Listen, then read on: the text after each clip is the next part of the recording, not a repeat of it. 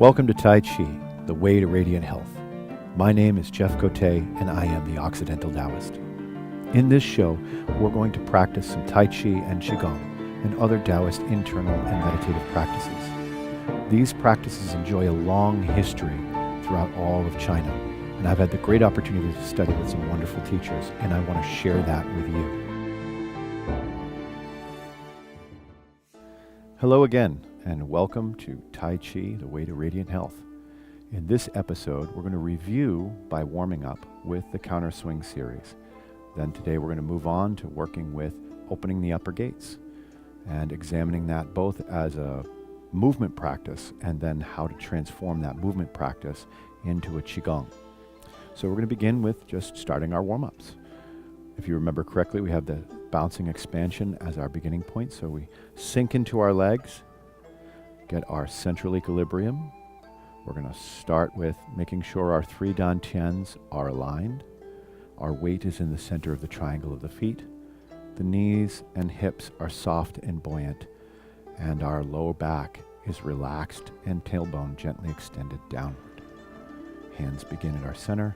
We begin with opening and expanding. And again, I always go slow with the first couple repetitions just to get the feel of expanding. And we coordinate our breath here. Just inhale on the expansion and exhale on the release.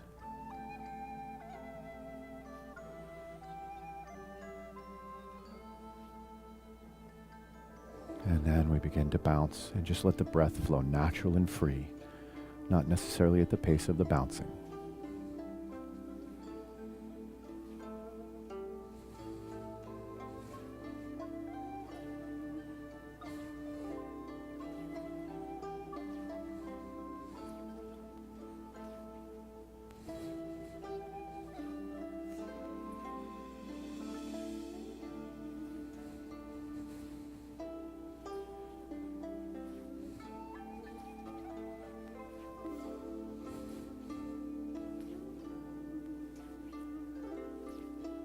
And from here, we're going to transform into the counter swing.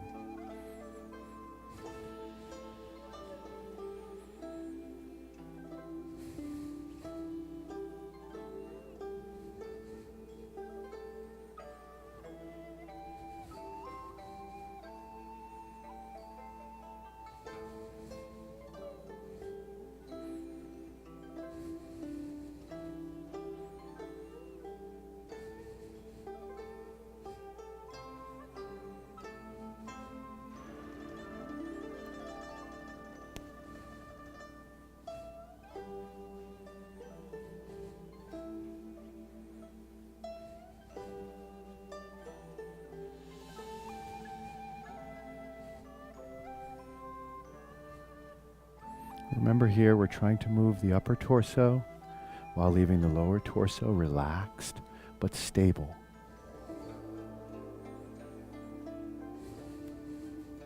On our transitions, we try to smoothly borrow the power of our motion, picking that right moment right at the apex of the switch to forward and back swing. Again, here we're a little bit more bouncing in the legs. Body relaxed and upright, releasing those shoulders.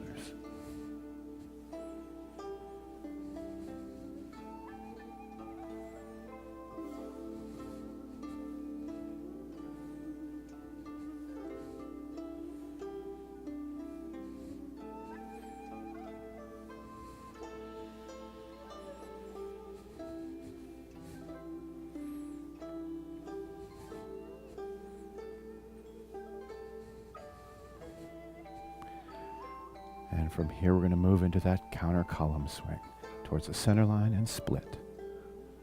Back and forth. Again, the lower torso is relatively stable. The upper torso is freely twisting back and forth by the momentum of the arms.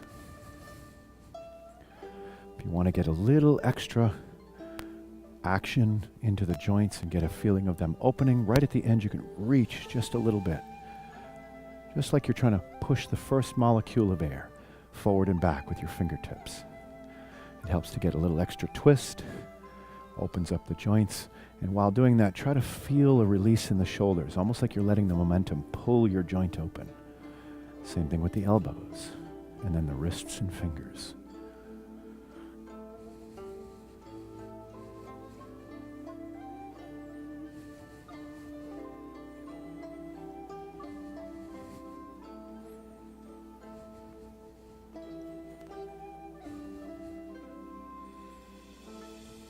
And then to finish, we bring all that energy right towards the center line and ground it. Just and let go. Excellent. So that's our beginning warm-up. So in this next sequence, you're going to notice I'm standing a little bit wider as I work with opening the upper gates. This is not a requirement. You can begin to work your feet a little bit wider and stand a little bit lower in your stance. It's really good for the legs. However, what's most important is that your structure be aligned, that your weight always goes into the center of the triangle shape of the foot. That triangular shape, if you think about it, from the big toe to the small toe down into the point of the heel makes a triangle, and we want our weight in the center of it. We want our weight to come through the bones of the legs, through the center of the knee. If you took a cross-sectional view of the knee from the top down, we want our weight to be right in the middle of that as it goes down into the ankle, which means that if you're going to stand wider, you have to open your hips, rolling the hips out and open so that the weight can then come straight down as much as possible and land directly in the center of that triangle of the foot. Now, for many people, that isn't actually possible because of the tension in the hips, and instead they find themselves fighting with their IT bands along the sides. If that is the case for you, don't attempt to go any wider than your body allows with a level of relaxed fluidity in the legs. Okay? That's always a really good rule of thumb to follow, is that, Qigong and Tai Chi should allow your body to be relaxed, even if you're working a little bit. You should be able to work at a relaxed energy and a relaxed level of effort. Okay, so we're going to begin with opening the upper gates. Now, the upper gates refers to the joints, and as the qi moves through the meridians and the systems of the body, there are places where it accumulates, and that accumulation can cause binding. These upper gates of the shoulders, elbows, wrists, and hands and fingers, particularly the joints of the fingers, and the joints where the carpal bones meet the metacarpal bones, are places where the qi can tend to accumulate and stagnate, and this can lead to things such as arthritis and tendinitis, tenosynovitis, all the different patterns of inflammation and calcification that can occur in the joints. Now, an interesting thing about joints in general is that they don't have as much circulation as the muscles and the rest of the tissue of the body.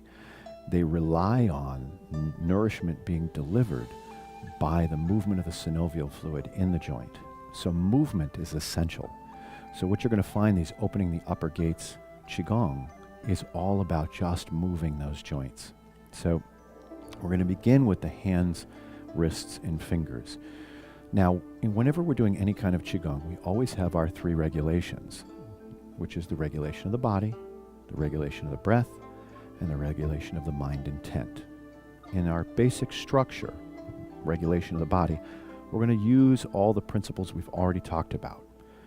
One, we want to be centralized. We want to be whole and complete. We want to be grounded. We want to be calm and relaxed. We want to be alive and lively. We've talked about all of those before, and I just wanted to remind you that that is an essential component of the mind-body interaction that's happening in this practice. Structurally, we have the same basic stance we've had all along, where our center line is upright and relaxed. It feels like the bowl shape of the pelvis catches our upper body weight. We're sunken a little bit into the legs and hips, and for those of you that have decided to step a little bit wider, you'll see that this works the legs a little bit more, which can be very good, but if it starts to become tiring, don't be afraid to move the feet in a little bit, get them back to shoulder width, and work from there. That is perfectly fine here. Once we have that basic structure, the next thing we want to do is use the same idea of the expansion to get in position. So we're going to start with our hands, wrists, and fingers aligned, where the fingers are lightly touching right in front of the lower dantian. And as we inhale, it's almost like that center expands up and out until our hands arrive about chest level, fingers pointing towards each other still, shoulders relaxed. This is a key component. Usually when people start to lift their arms, they start feeling that they're going to lift from above, so they use the muscles of the deltoids to lift the shoulders. And you can see what happens here. That generally causes people to tighten their trapezius and lift from above. What I want you to do is literally get a feeling like your dantian is a balloon that's expanding and it's pushing your arms up and out, so that you're resting your arms with your shoulders downward. And it's a feeling of hanging them on something rather than holding them up. Okay? So once we arrive at that expansion from below, then we're just going to start with, as we inhale, we're going to bring the hands in and closed, rotate them in and down, and then as you exhale, rotate them out and push them open. So it's inhale, in and close like you're pulling something in. Exhale, opening out. Now this is what the body regulation is. We're talking about the breath a little bit in terms of coordination. We've got inhale on the contraction, exhale on the expansion. You're going to see that's fairly common. It's usually one way or the other. Now, I want you to observe my whole body as I do this, and notice that I'll actually have my whole body compress inward a little bit. I'll sink, my elbows will move in, my shoulders will come in, I'll drop the elbows a little bit. My whole body will move towards the center as I come in. And then as I come out, the whole body will expand back out. Here, I'm trying to learn and train myself in coordinated power. This is an essential element of Tai Chi, and all my warm-ups, while serving to warm up the body, should also serve to teach me some functional principles that are part of Tai Chi. That's part of what makes this such a good Tai Chi Qigong, in that it trains us not just in handling our body, but in how to handle our body action in Tai Chi itself. So we start here, we rotate the hands, wrists and fingers in, and we sink and expand back out. And sink and expand back out. Coordinating the breath, inhale and exhale. And inhale and exhale. Now, the final piece, the mind regulation. As you're doing this, I want you to imagine that your dantian is a balloon. It's a balloon of qi, a balloon of mind intent, a balloon of action and power that comes from your center out to the extremities, to the top of your head, even pushing out to the back and front, equally in every direction, spherically. And what you're going to do is you're going to try to push that sphere with your breath and your mind intent in action, predominantly making the power go through the hands in its action, but also including the whole body in it. Okay? That is what the action of the mind is doing. Okay? So this is our 3 regulations. And we begin, and when they come in, it pulls something in and pushes out. Now I'm accentuating how much I'm sinking so you can see it. You do not have to sink this much.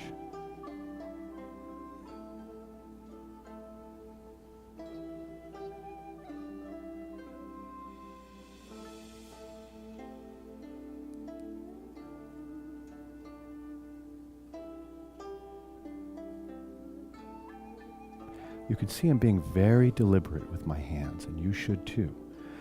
Remember, we're trying to be alive and lively, so we want to feel that space in between the fingers as we do this. We actually even want to try to feel the joints, as though as we expand out, the joints are expanding and being pulled outward and open.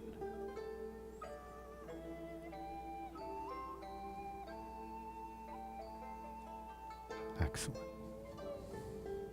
Now, generally when I practice this with my classes or on my own, I'll do about 8 or 9 repetitions of each one of these. Now here in our learning, we're doing a few more repetitions of that than that.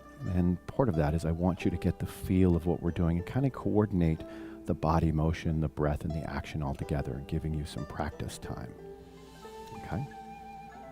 From here, we're going to go on to the elbow.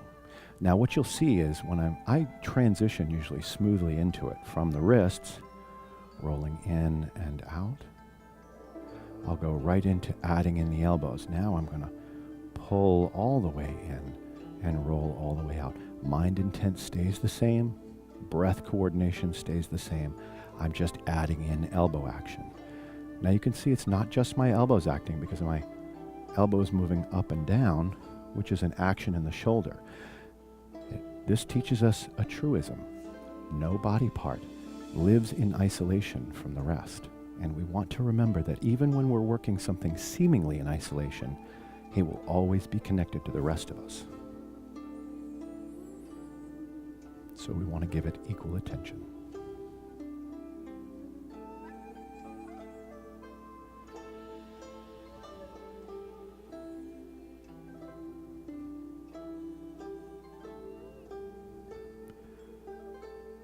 Now here, I'll usually reverse. I'll reverse the wrists first.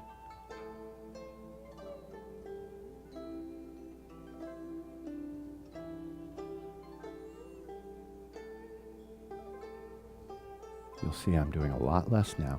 This is more along the lines of how much whole body action I usually do.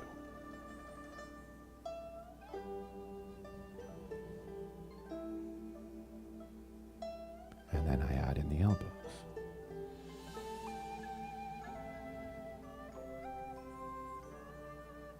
And as I add in the elbows, I'm obviously doing more body action because I've got more range of motion. Trying to mix that specialized work with the elbow and wrist and hands with the whole body activity.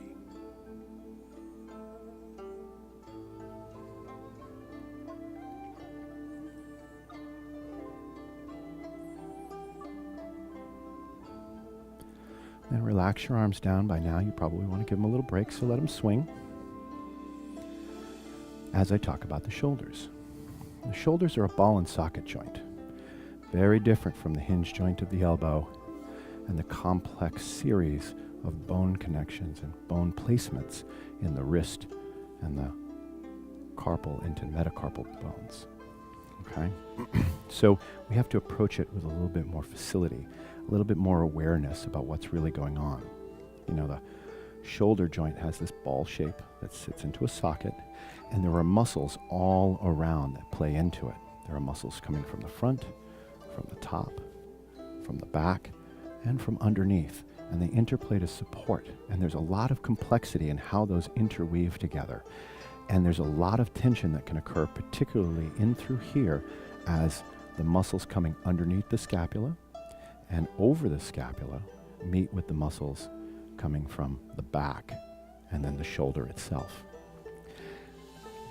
That complexity tends to create a lot of stasis and stagnation in chi and blood flow, and that tends to lead to a lot of the shoulder problems. That is further compounded by tension in the back, in the trapezius muscles, and the muscles of the neck. So we want to make sure that our center line is as relaxed as we can make it when we do the shoulders. We want to make sure the shoulder blades have a lot of freedom of movement. If my shoulder blades can't move all the way in towards my spine because of tension in the spine, then I'm going to reduce the range of motion of the shoulder. The more we relax the back and allow the shoulder blades to come together and move down, the more free the ball and socket joint of the shoulder is going to be. And we want to ensure that. So we're going to pay particular attention to the feel of those shoulder blades moving together and moving down. There's a wonderful phrase that one of the teachers that I have studied with used to say a lot, and that is, when your hands go up, everything else goes down. You should feel like the rest of you is draining. So as your hands go up, you sink your shoulder blades, you sink your intention and your mind and your energy downward so that your shoulders can stay relaxed and have maximum range of motion. If my shoulder blades go up, when my hands go up, I begin to lose the ability to bring the arms up further as everything binds together. So we relax down, sinking everything down as the hands come up. Okay. We're going to keep that in mind. That's part of the body regulation. So the first movement is going to begin with the fingers together. Again, lightly touching right in front of the dantian. Now, as we do this motion, we're going to try to always come back when our hands come through in smooth motion to make light contact with the fingers. They'll go up as the shoulders go down, out and around, come down, come back together, and make light contact again. You can move fairly quickly on this eventually as you get familiar with the freedom of motion in the shoulder, but we don't ever want to slam them together. We always want to light contact. This stimulates our nervous system to make a very precise, controlled action with the whole arm all the way to the fingertips, which will give us a lot better proprioceptive coordination in general with the body. Okay, so we start here, and again we inhale, hands go up, you drain down, and open and relax. So we inhale, this turns it into the Qigong, and exhale, focusing on the breath, coordinating with the body movement. And then the mind intent, we've still got that idea of the expanding sphere. First, it's expanding this way. Then as we open the arms, it expands that way.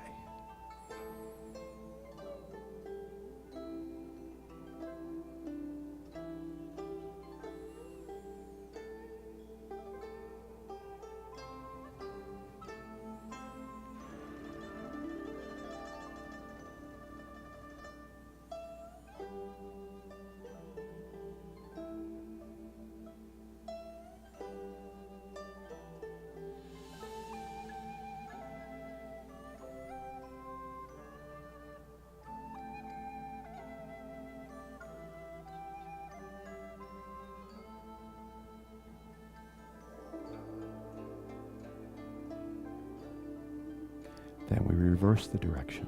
We start here. Now you're going to see we're going to take two different hand positions as we come around down the front. We're going to start with hands here. Open the palms forward as we come down. Drop the shoulder blades as the hands come up.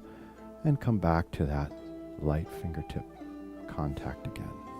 Then the second time we're going to open up, come around and down.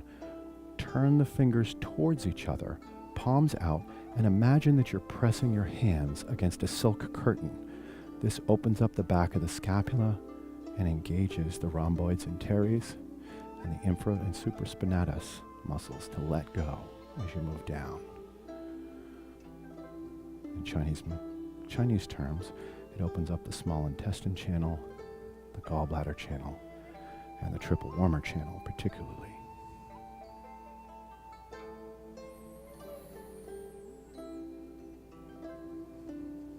As you can see, I open, roll those arms open, deep breath, shoulders down, palms out. And I'm trying to get those palms out as low as I can go. Not letting them roll under, but pressing them. That gets a twist to the wrist and really stretches all of this back through here very gently.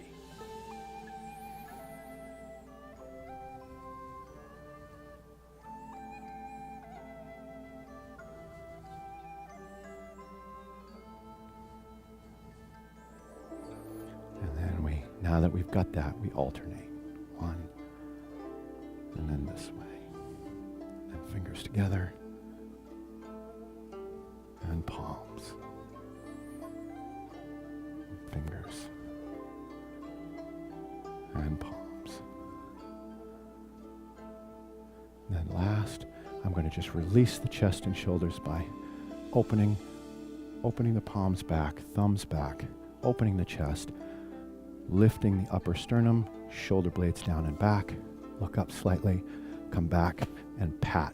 Now we want to pat right there, right on the sides and back of the shoulders, where I talked about that tension tending to accumulate, that's where we want to be.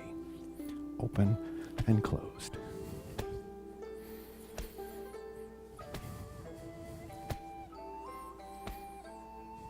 You see I've got a little bounce.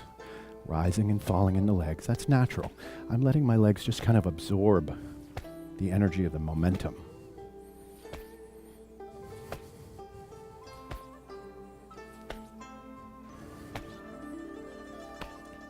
And just shake them out. Roll the shoulders up and back a couple of times just to help them release and let go. Then we close. Deep breath in. Let your mind move through your body and drain any tension and excess chi away.